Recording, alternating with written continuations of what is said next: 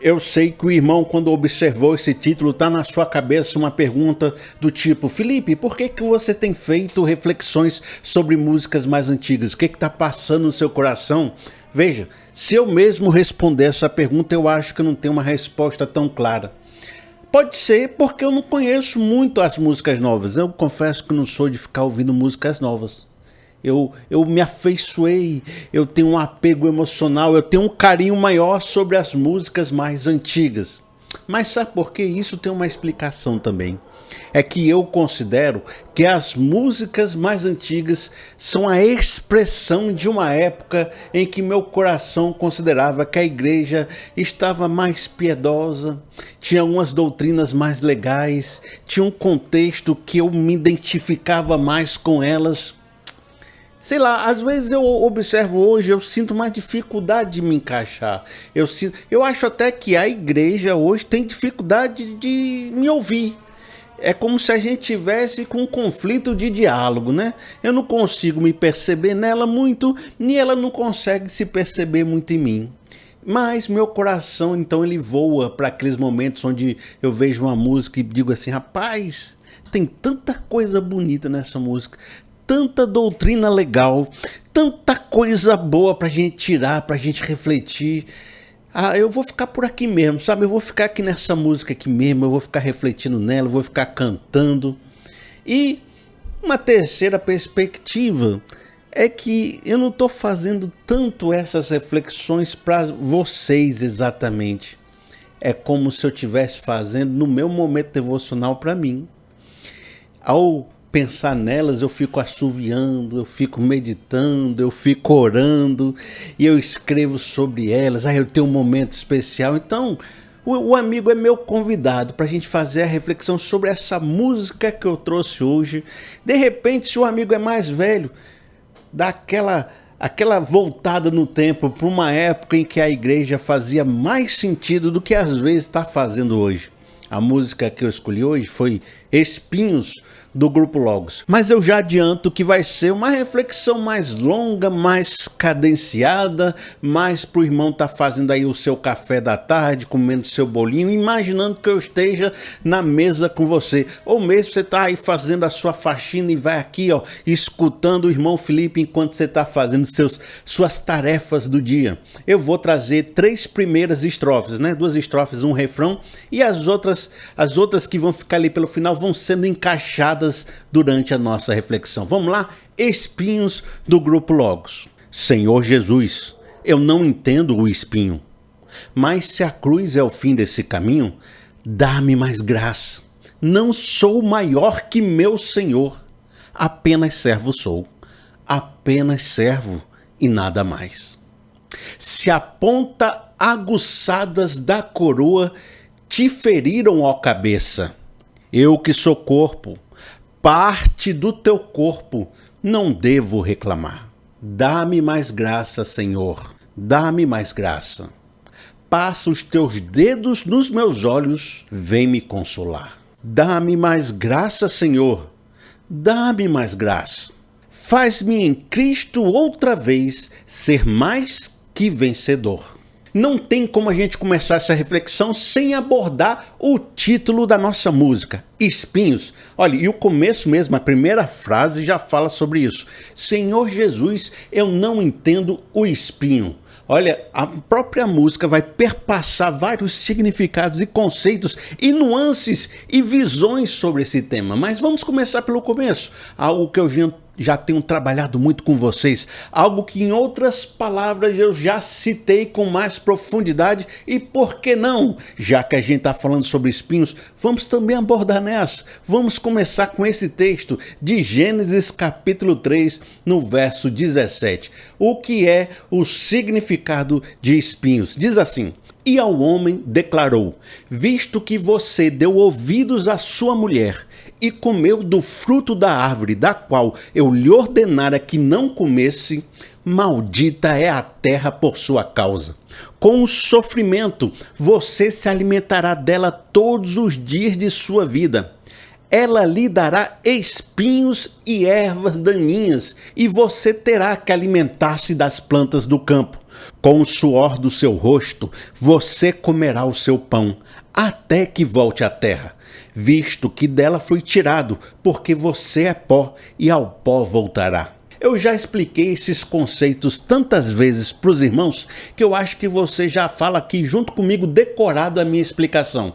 Desde que o homem caiu, né, ele foi expulso do paraíso e uma das condenações que está sobre a sua vida é que ele ia sofrer com suor, com cansaço, com esforço para conseguir sobreviver nessa vida. O mundo agora está gerando ervas daninhas. O mundo agora está cheio de espinhos. E os espinhos, então, tem um significado das dificuldades para você poder apenas sobreviver nessa existência. São os sofrimentos, as dificuldades, as angústias, as tribulações, as tempestades. Tudo isso pode ser resumido numa frase, né? Amigo, alguma coisa já veio fácil na sua vida? Amigo, a sua vida não tem dificuldade nenhuma? Tudo é tranquilo, tudo é pacífico, ninguém morre, ninguém fica doente, ninguém briga no casamento, os filhos são todos maravilhosos, tá cheio de dinheiro no banco, saúde tinindo. Não é assim. A vida tem sua boa dose de sofrimento e teologicamente a gente chama isso de espinhos. Agora, uma das coisas que acompanha a existência do sofrimento é o questionamento humano. Por quê? Por que existe o sofrimento? Eu não gosto de sofrer, eu não entendo por que isso deve existir. Isso tudo está resumido nessa frase, dizendo: Senhor Jesus, é o homem finito olhando para o céu e perguntando para Deus: Deus, eu não entendo porque tem que existir tanto sofrimento, porque temos que passar por tantas dificuldades. Olha, esse núcleo dessa pergunta, o amigo percebe que existe em todas as teologias, em todo lugar, em todos os livros. Para onde você olha, falou de Deus, falou de um ser humano dizendo: Deus, por que tem que ter sofrimento? Parece que a busca de Deus tem a ver com a inadequação com o sofrimento. Mas então você poderia achar que a música vai ficar tratando só disso, só dessa inadequação, só dessas perguntas de por que Deus existe espinhos? Mas o amigo viu a nossa leitura inicial e não foi isso que a música tratou. Parece que o autor está pontuando na primeira frase como se isso fosse uma discussão que existiu na sua vida, isso fosse algo que a fé refletiu em algum momento da história, mas não é sobre isso que nós vamos tratar. Eu vou ler mais um pouquinho que você vai ver aonde essa música quer nos levar, e não é ficar rodando nessa toca do coelho de perguntas sobre por que existe o espinho. É para outro lado, e para isso eu preciso ler mais com você, para você relembrar do que a gente já leu, e vou adicionar algumas pontuações de uma estrofe que está lá na frente, tá certo? Vem comigo, diz assim: Senhor Jesus, eu não entendo o espinho, mas se a cruz é o fim desse caminho, aí eu vou adicionar aqui outra pontuação da estrofe lá na frente. Mas se o mesmo faz parte da tua cruz, eu aceito o espinho. Veja então que ele não está se perdendo em questionamentos sobre a existência do espinho. Ele não entende, mas ele aceita. Você já viu muito essa palavra, né? Essa palavra está demais em todos os lugares. Às vezes você está numa discussão, a discussão forte com a sua esposa, a discussão forte com o seu pai, a discussão forte com o sócio, e tem um momento que você diz: olha, eu não entendo como você entende, mas eu aceito. Eu aceito para a gente continuar daqui para frente. Eu já vivi tempo suficiente, eu já compreendi muitas questões. Eu ainda não compreendo totalmente os seus conceitos e por que tem que existir o espinho, mas eu faço o seguinte: eu aceito e vamos embora, vamos caminhar. Eu aceito porque ele faz parte da sua cruz. E ele continua: não sou maior que meu Senhor, apenas servo sou, apenas servo e nada mais. E sobre essas considerações da música, essas considerações iniciais, eu quero tirar para a gente 3 reflexões. E a primeira tem muito a ver com aquilo que eu falei no início. Aquilo que eu disse assim: rapaz, as músicas mais antigas falavam de uma igreja mais piedosa, eram mais profundas, elas tinham doutrinas fortes, elas pareciam a expressão de uma cultura mais madura, de forma eclesiástica, né? Da fé, mais madura na fé. E eu vejo que essa fala aqui, eu aceito o espinho, faz parte da sua cruz, faz parte da caminhada, o espinho. É uma fala de maturidade. Pessoas muito novas não entendem porque viveram pouco. Mas nós, eu e você, amigo, já vivemos o suficiente para ver a nossa boa dose de sofrimento, de morte, de angústias, de lutas. O amigo, estando fora do evangelho, vai viver espinhos. O amigo, dentro do evangelho, vai viver também sua boa dose de espinhos. A questão não é se existem os espinhos. É como nós lidamos com ele, é como a nossa fé nos sustenta, é como podemos caminhar a despeito desses espinhos. E compreendendo que o próprio Cristo Jesus viveu a sua cruz e a sua boa dose de espinhos. E eu não sou maior que meu Senhor, apenas servo sou. Isso é um grito, é uma palavra de maturidade. Por isso que eu gosto dessas músicas mais antigas, porque elas falam com o meu coração sem aquela fantasia, sem aquela euforia do crente novo, daquele discurso que parece que não cabe na realidade. A segunda coisa que eu vejo nessa reflexão inicial é essa palavra eu aceito, eu acho ela muito forte. Por quê? Porque ele não está dizendo só que aceita o sofrimento como uma espécie de resignação, né? Pode tacar o chicote, pode tacar que eu aguento, eu sou sofredor mesmo, taque o chicote, ou chicote gostoso, não é?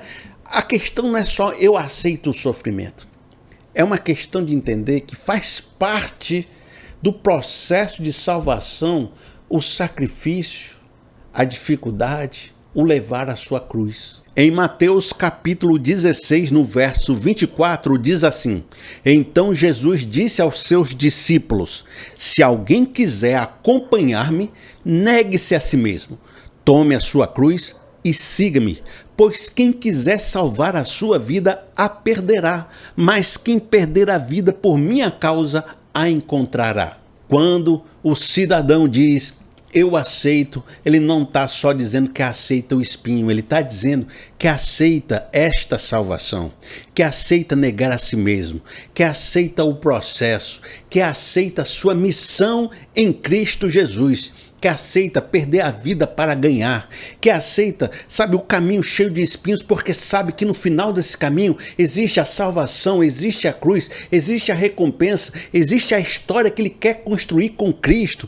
E por isso que esses versos bíblicos dizem: cada um tome a sua cruz, a sua boa dose de sofrimento. Então ele está trabalhando aqui agora um segundo conceito. O primeiro conceito foi que a própria natureza caída, a própria existência tem sua boa dose de sofrimentos. Mas aqui ele está tratando de cruz, está tratando de salvação, de aceitar Cristo no seu coração e na sua vida. Então ele está dizendo, mas também tem a boa dose de sofrimento, de dificuldades e de sacrifícios em aceitar essa salvação, em viver essa salvação. Porque então eu vou carregar uma cruz também, vou negar os meus pecados, o meu passado, as minhas vontades ruins. Então há um processo de sacrifício pessoal em aceitar caminhar, em aceitar a nossa cruz para alcançar os objetivos da fé que Deus tem em nossa vida.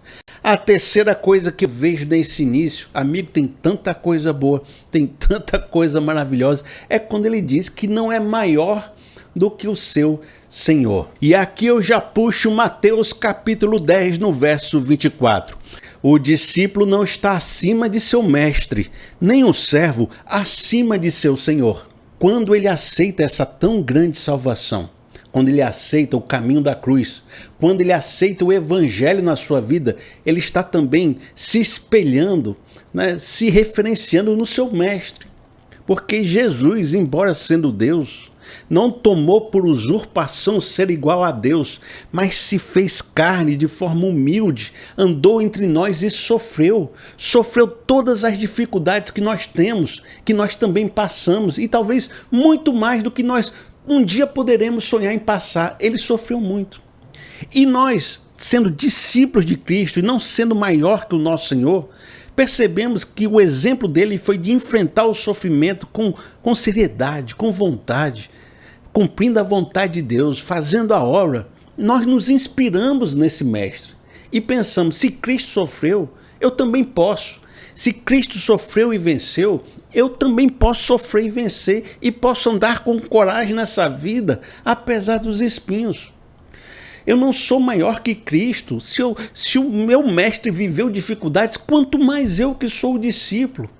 Mas muitas vezes isso também me lembra sobre diversas pessoas que vivem falando sem ter vida. Não tem isso?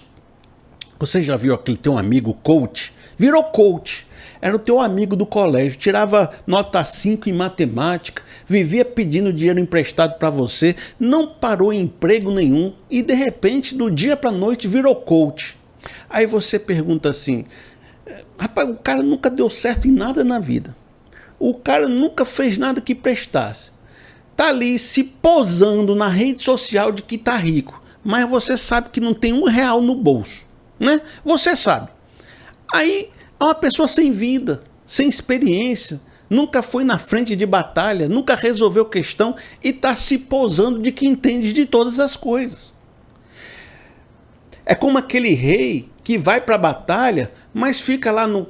Quer dizer, manda o seu povo para a batalha, mas fica no castelo, no bem bom, comendo as melhores iguarias, conversando com todo mundo, todo fresquinho, né? Todo sem suar, sem ter nenhuma dificuldade, enquanto seus servos estão lutando, estão se acabando, estão morrendo na batalha.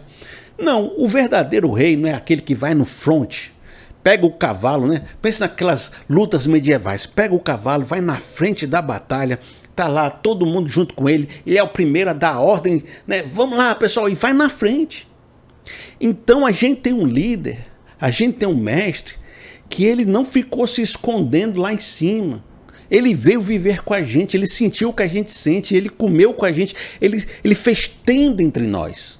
E porque temos esse exemplo do nosso maior líder como aquele que enfrentou o sofrimento, então a gente se sente encorajado. A gente se sente com força, com vigor para também lutar as mesmas dificuldades da vida. Eu não sou maior que meu Senhor, apenas servo sou e eu aceito a minha condição. E por isso, por aceitar, não significa que eu vou me esconder do sofrimento. Significa que eu vou ser igual a Ele na luta contra os sofrimentos da vida. Veja quanta coisa boa a gente tirou só desse início. Agora, essa reflexão é muito profunda, porque Jesus, com essas palavras, da maneira como ele veio, como servo sofredor, como lutando diante do sofrimento, superando o sofrimento, como ele nos dá exemplo sobre isso, isso era uma postura que quebra todo tipo de arrogância, quebra todo tipo de discurso ufanista, quebra todo tipo de imagem de que o crente é uma pessoa inabalável, é rico, não tem problema nenhum, é vitorioso, é vitória em cima de vitória. Se a gente olhar o exemplo de Cristo, que passou os maiores sofrimentos, como é que a gente pode proclamar um evangelho que não tem sofrimento nenhum? Isso não existe. Veja só o que diz João capítulo 13, no verso de 12 a 16. Quando terminou de lavar-lhe os pés, Jesus tornou a vestir sua capa e voltou ao seu lugar. Então lhes perguntou, vocês entendem o que lhe fiz? Vocês me chamam mestre e senhor, e com razão, pois eu sou. Pois bem, se eu, sendo Senhor e Mestre de vocês, lavei-lhe os pés, vocês também devem lavar os pés um dos outros. Eu lhes dei o exemplo para que vocês façam como lhe fiz. Digo-lhes verdadeiramente que nenhum escravo é maior do que o seu Senhor, como também nenhum mensageiro é maior do que aquele que o enviou. Como eu disse, essa música vem de uma época de uma igreja mais piedosa, que considerava esse Cristo que dizia, se eu sou o mestre de vocês, faço o serviço de escravo e lavo o pé de todo mundo aqui, de forma humilde, servindo, a característica das pessoas que me seguem também deve ser essa, de ser uma pessoa que serve e serve uns aos outros, porque na revelação que eu estou trazendo, o evangelho do reino de Deus, não será como é o povo aí fora, que fica os poderosos sendo servidos. Não, no reino de Deus, o maior é o menor, é aquele que mais serve. Veja, amigo, a igreja piedosa trabalhava esses conceitos. E o crente da igreja piedosa dizia, eu quero ser como Jesus, porque eu sou apenas um servo. E se Jesus sofreu, eu entendo que eu também vou sofrer. Se Jesus batalhou contra o sofrimento, também vou batalhar. E se Jesus venceu o sofrimento, eu também vou vencer. Porque essa é a cruz que eu tenho que carregar, assim como meu mestre carregou. E assim como ele foi humilde, eu também tenho que ser. Há uma correlação muito grande entre a vida de Jesus e a vida que eu quero viver e que eu devo viver e que eu me inspiro em viver. E essa correlação agora vai trazer uma segunda parte da reflexão da música. Veja que essa segunda parte é fortíssima e até agora a gente deu uma arranhada, mas nós vamos mergulhar nessa piscina agora um pouco mais. Diz assim, e ela vai estar falando de um conceito muito importante. Ela vai fazer uma associação da coroa de espinhos de Cristo lá na cruz com o espinho e as dificuldades na vida. Ao mesmo tempo vai associar esse referencial do mestre com a nossa conduta de vida. Veja, tudo isso vai estar junto aqui agora. Eu vou te convidar para vir comigo. Diz assim: se as pontas aguçadas da coroa te feriram, ó cabeça, eu que sou corpo, parte do teu corpo, não devo reclamar. E para a gente compreender mais profundamente o que está dizendo essa estrofe, eu vou trazer mais 2 versos bíblicos. Diz assim, João capítulo 19, no verso 1. Então Pilatos mandou açoitar Jesus. Os soldados teceram uma coroa de espinhos e a puseram na cabeça dele. Em Colossenses capítulo 1, no verso 18, diz assim: ele é a cabeça do corpo, que é a igreja. A música agora está fazendo uma associação bem mais profunda entre o sofrimento de Cristo e o nosso sofrimento. Não é mais uma questão de referencial, de olhar para o mestre, de perceber que assim como ele enfrentou, nós vamos enfrentar também, de se inspirar, de ter uma referência. Não é isso que ela está dizendo. E ela está trazendo aqui uma teologia bem profunda. Olha, a gente entende que nós vamos ressuscitar porque nós fazemos parte do corpo de Cristo. E assim como ele morreu e ressuscitou como as primícias, nós, por estarmos enxertados nesse corpo, também vamos morrer e ressuscitar. Nós podemos acessar o trono de Deus, o Santo dos Santos, a comunhão com Cristo, pelo novo e vivo caminho construído através da carne de Cristo, do corpo de Cristo. De diversas formas, há várias teologias e associações entre o corpo de Cristo e a salvação, a glorificação, a todas as bonanças que vamos receber, a todas as coroas que vamos receber, por pertencemos ao corpo de Cristo. Mas o que essa ideia também está nos revelando é que também há uma boa dose de caminho de cruz e de sofrimento pertencente à experiência de Cristo e do corpo de Cristo, que só o fato da gente entrar nesse corpo, também vamos sofrendo por estar no corpo essa boa dose de espinhos que está na cabeça, da coroa. Ora, se quando a gente fere o nosso dedo, se a gente criar um rasgo aqui e a gente se ferir, essa dor permeia e perpassa todo o corpo, se por acaso a gente tiver um vírus que entrou no nosso organismo e atacou profundamente as nossas células, o nosso corpo todo não sofre, não fica com febre? Assim também, eu posso ser um pé, eu posso ser um olho, eu posso ser uma mão, mas eu não estou isolado da experiência do corpo. Se o corpo sofre, se o corpo manifesta uma dor, se os espinhos da coroa afetam ao sofrimento de Cristo que ele levou sobre si, foi enorme, esse sofrimento afeta a experiência do corpo, eu também, só por fazer parte desse corpo, começo a experimentar esse sofrimento de Cristo e essa dor de Cristo. Por pertencer a Cristo, eu experimento um pouco da dor que ele levou, um pouco da experiência do sofrimento. Não só por levar minha missão, não só por existir sofrimento nessa vida, mas simplesmente por pertencer a Cristo e a espinhos, os espinhos que ele viveu, permear e refletir na minha existência. Dos versos bíblicos muito interessantes que eu vou ler para vocês está em 1 Pedro capítulo 2, no verso 20. Mas se vocês suportam sofrimento por terem feito bem, isto é louvável diante de Deus. Para isso vocês foram chamados, pois também Cristo sofreu no lugar de vocês, deixando-lhes exemplo para que sigam seus passos. 1 Pedro capítulo 4, no verso 12. Amados, não se surpreendam com o fogo que surge entre vocês para os provar, como se algo estranho lhes estivesse acontecendo. Mas alegrem-se na medida que participam dos sofrimentos de Cristo, para que também, quando a sua glória for revelada, vocês exultem com grande alegria. Quando a gente não pertencia ao corpo de Cristo, a gente seguia o nosso próprio coração e cometia os diversos tipos de pecados sem a consciência nem que estávamos pecando, fazendo tudo que é de errado. Vamos supor que a gente era um ímpio. Aí, um dia a gente conheceu Jesus e a gente começou a compreender. Sabe por que eu vivia os espinhos da existência? Sabe por que eu sofria? Sabe por que eu vivia tudo que é de ruim? Porque eu praticava coisas erradas. Porque eu era uma pessoa injusta. Logo, se eu era injusto, era certo eu receber espinhos, era certo eu receber sofrimento. No entanto, aí o amigo entrou para a família de Deus, o amigo entrou para o corpo de Cristo e começou a fazer tudo que é certo. Começou a andar conforme tem que andar, fazer as coisas do jeito que tem que fazer e está andando pianinho, cumprindo tudo que tem que cumprir.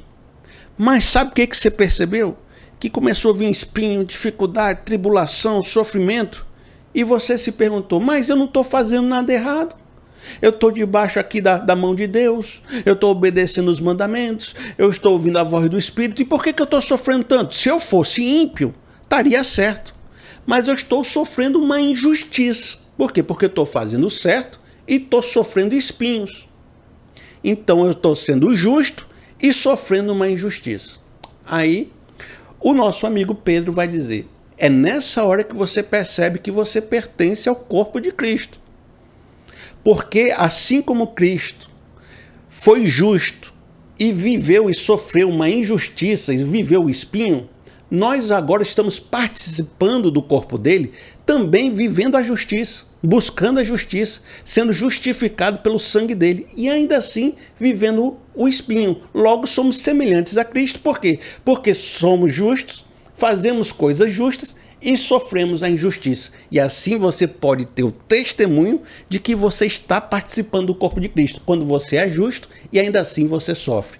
Pense numa profundidade. Mas vamos ler novamente o verso 13 de 1 Pedro 4 para que a gente entenda o processo completo. Diz assim, mas alegrem-se à medida que participam dos sofrimentos de Cristo. Que foi o que a gente falou. A gente entra no corpo de Cristo, a gente começa a participar desse sofrimento, fazendo coisas justas e ainda assim recebendo o espinho.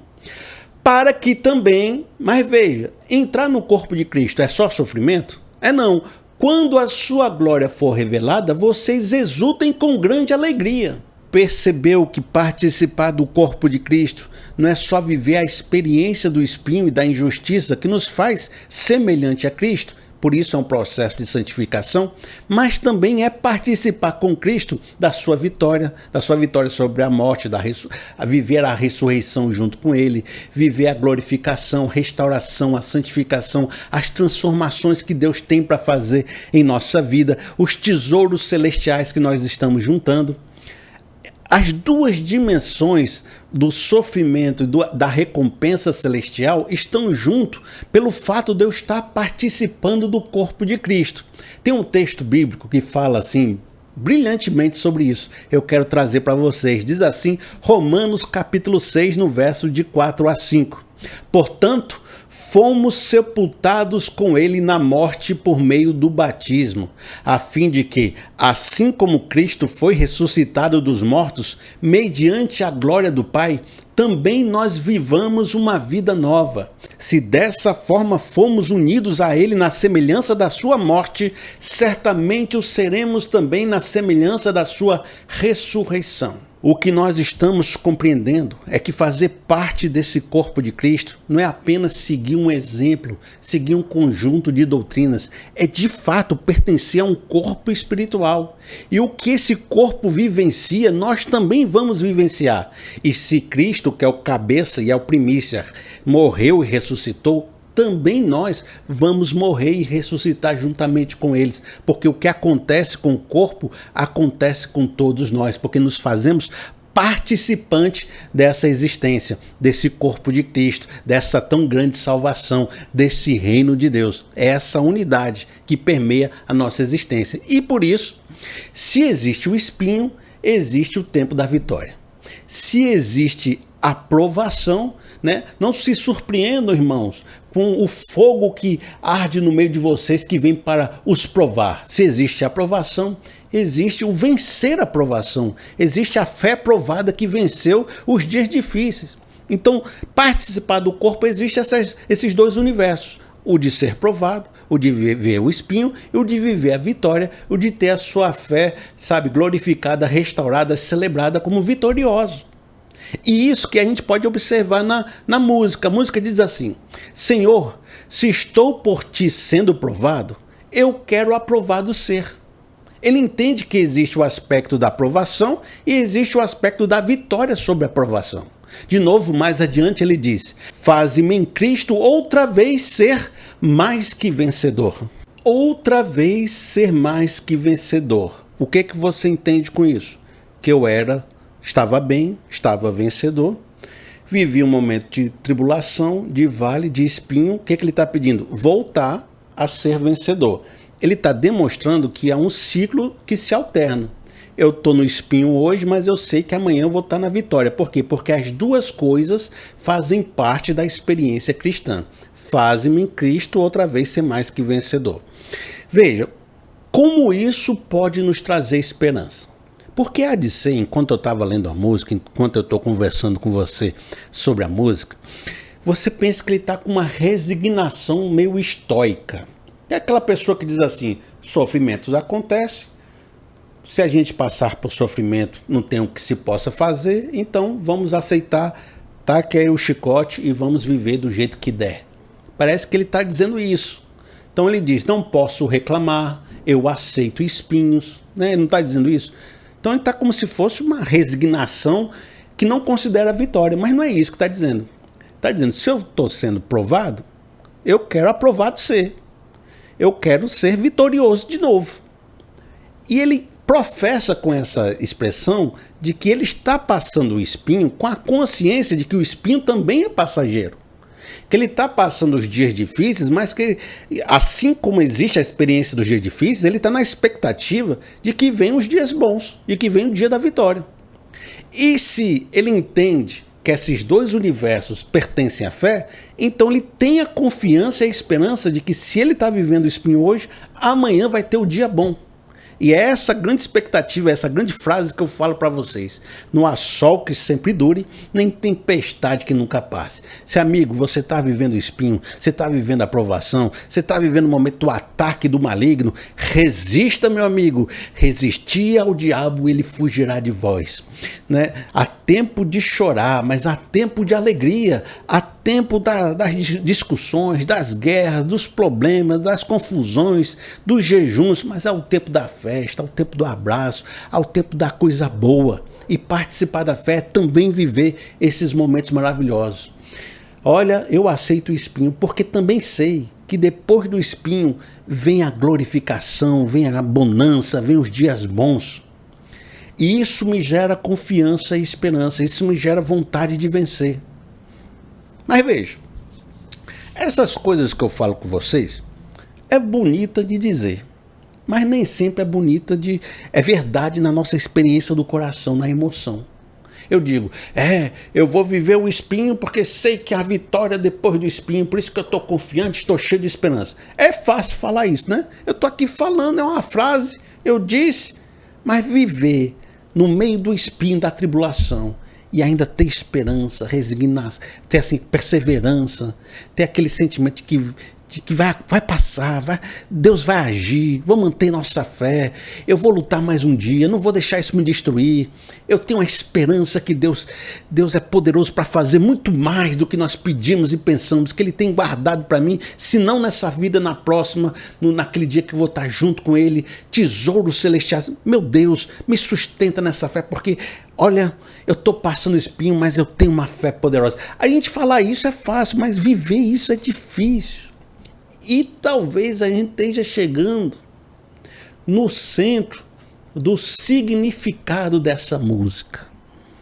Talvez eu falei tudo isso para a gente chegar aqui. Porque eu falei com você mais adiante, lá atrás, que ele é um crente maduro. Que ele não está entregue nessas discussões de por que existe sofrimento, eu não entendo espinhos. Ele não está entregue nessa discussão.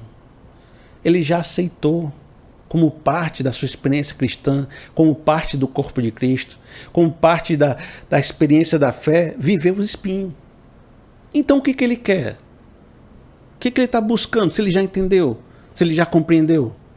Aí é que está. O que ele está buscando não é entendimento, não é compreensão, não é resposta. Ele está procurando força para conseguir vencer aquilo que ele já sabe na mente.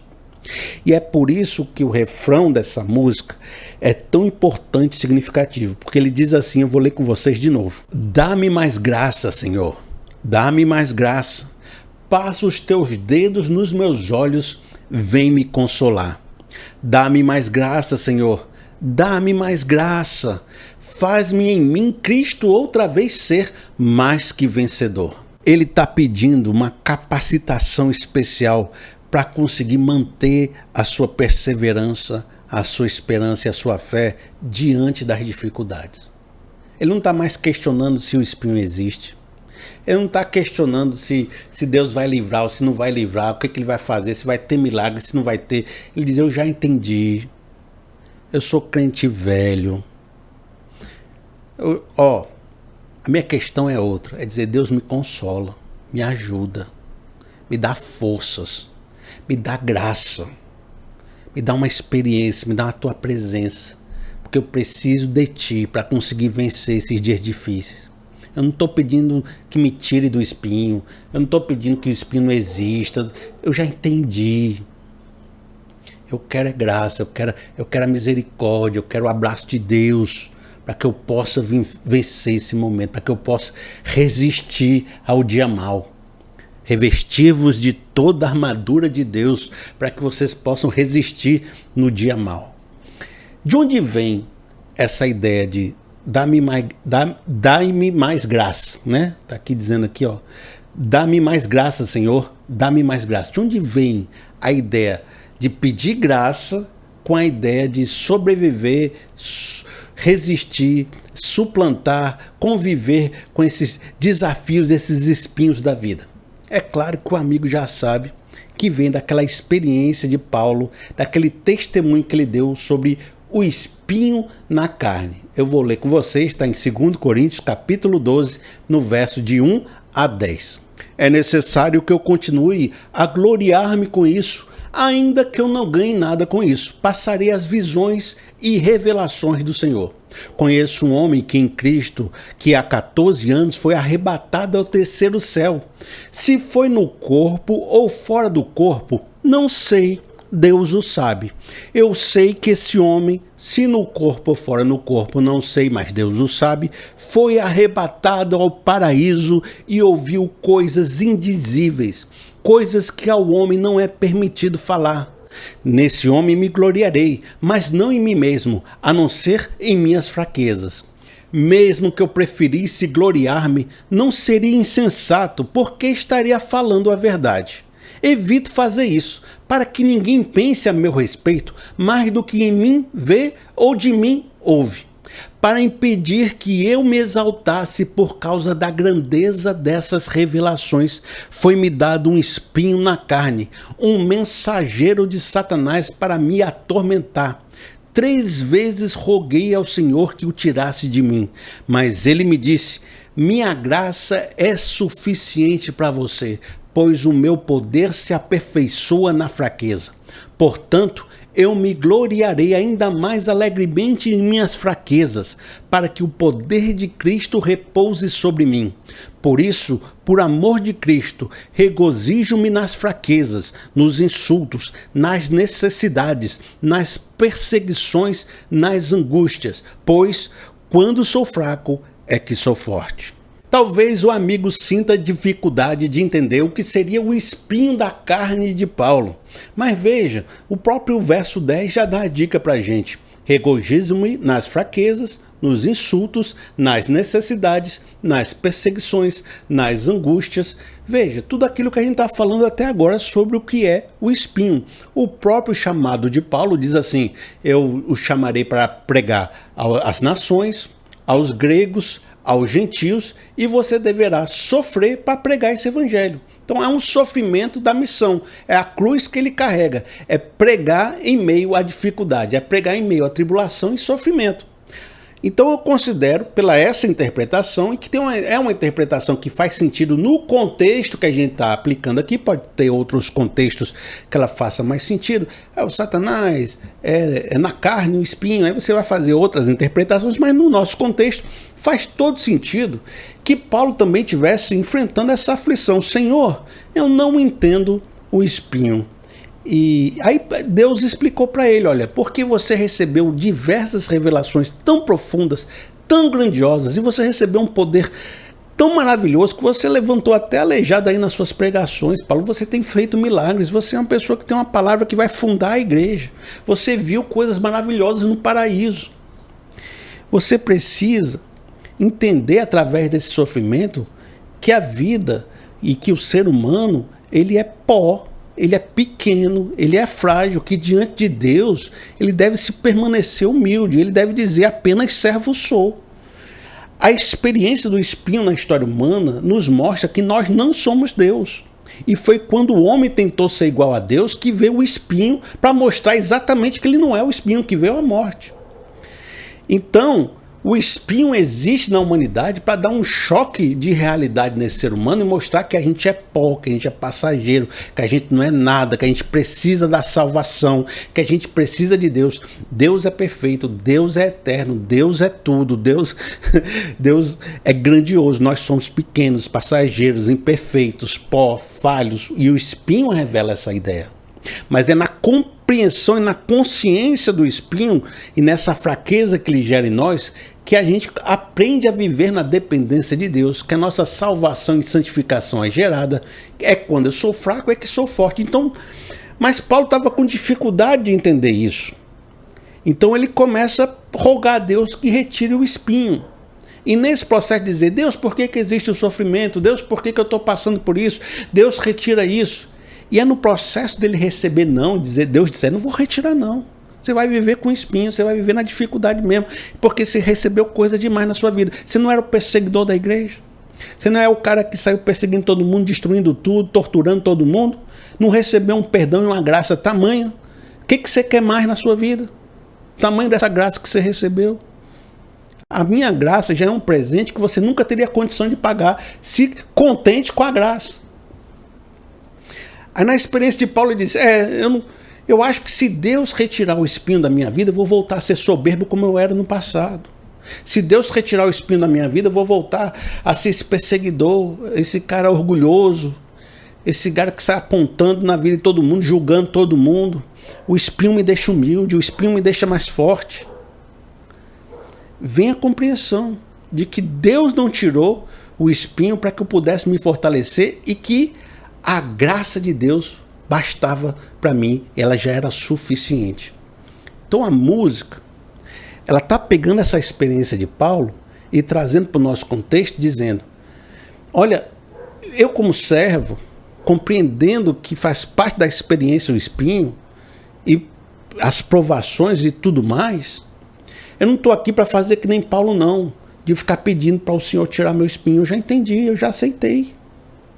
Mas eu quero essa graça que você deu para o Paulo, eu quero essa misericórdia, eu quero mais, porque eu estou me sentindo fraco demais, eu estou me sentindo caindo, eu estou me sentindo precisado. Então Deus, dá-me mais graça, me consola, esteja comigo, me fortaleça. Eu não estou arrogante, eu não estou orgulhoso, apenas servo sou, dá-me mais graça. Seja comigo, Deus, dá-me mais graça. E tenha certeza, amigo, se você buscar em Deus mais graça, se você buscar em Deus mais consolação, se você buscar em Deus mais cuidado e mais a presença dele, você vai achar. Porque Deus é um Deus que se aproxima de nós. Buscar-me-eis e me achareis, se me buscardes de todo o vosso coração. Pode ser que você já passou muito tempo da sua vida, você já é um crente mais velho que nem eu sou. Você já viveu todas essas complicações e espinhos da existência e já parou de se perguntar há muito tempo. Você não está assim lutando contra Deus, não está em dúvida, não. Você só quer uma coisa: Deus, cuida de mim. Deus, me abraça. Parece aquela música, né? Preciso aprender mais de Deus, porque é Ele quem cuida de mim. É como se eu estivesse agora dizendo: dá-me mais graça, Senhor, para que eu possa encontrar a paz necessária para vencer esses desafios. E amigo, se você está vivendo isso, saiba que Deus tem a graça suficiente para botar no seu coração. Entrega para Ele, entrega seu coração, entrega a sua ansiedade, entrega a sua aflição. Peça por libertação, porque nosso Deus também é um Deus de libertação. A gente viu aqui, faz-me em Cristo outra vez mais que vencedor. Há um tempo onde a provação acaba, mas enquanto ela não acaba, peça pela consolação e Deus vai te dar. Eu já digo que Deus já está lhe dando. Deus já está do seu lado lhe consolando. Receba aí, amigo, receba esse cobertor quentinho aí, dizendo: rapaz, Deus está comigo. Deus me ama, Deus quer a minha vitória, Deus está me consolando, Deus está me fortalecendo nesse processo. É por isso que eu faço reflexões em músicas mais antigas. Elas me lembram de um tempo onde ser crente era ter um sorriso no rosto, de compreender que a gente estava do lado certo, de pensar como é bom compreender esse evangelho, como é bom, como a igreja está saudável. De repente hoje está mais difícil ver isso. Aí a minha mente vai para trás, lembra lá. E quem sabe eu não posso trazer um pouquinho daquele momento para nós aqui, para abençoar a sua vida. E de repente a gente lembra junto, e nesse encontro, entre 2 ou 3, o poder e a manifestação de Cristo acontece na nossa história. Por que não? Eu já falei muito hoje, né? Amigo, eu vou ficando por aqui. Se o irmão quiser me abençoar, faz através do Pix, pr.felipeseabra@gmail.com, pr.felipeseabra@gmail.com. Essa é a minha chave Pix. O irmão às vezes pode estar pensando: vou nem ofertar não, vou nem ajudar o Felipe, porque ele já tem muito. Tenho não, amigo. Às vezes eu estou só fechando meu mês com a bênção que é a presença e a participação dos irmãos. Então toda vez que vem assim uma oferta, eu digo: oh Deus, glória a Deus por esse povo maravilhoso que me escuta. E vocês têm conseguido fazer isso, eu tenho conseguido ser abençoado e eu agradeço a participação de cada um de vocês, tá certo? Combinado? Que Deus nos abençoe profundamente e até o nosso próximo vídeo. Até mais!